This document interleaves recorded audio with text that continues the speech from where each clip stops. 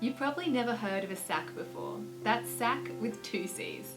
It stands for Small Amount Credit Contract, but you might know it as a payday loan.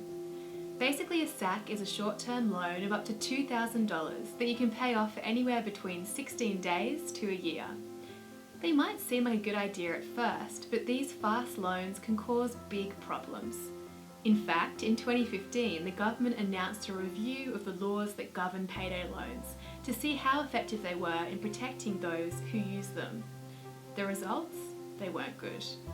The review found that lenders were failing to act responsibly by providing payday loans to people who could not afford them. Excessively high fees meant that people were racking up huge amounts of debt that they couldn't keep up with. At Consumer Action, we hear from clients who sometimes go without food, can't pay rent, or struggle to pay the electricity bill because most of their income is being spent paying off loans. People quickly find themselves trapped in a cycle of debt. No one should be forced to choose between paying debts or feeding their family, but that's exactly what's happening. The good news is the SACC review recommended that people's incomes should be protected, instead of most of it being debited by payday lenders as soon as it hits their account. This would make sure enough income was left to cover daily expenses.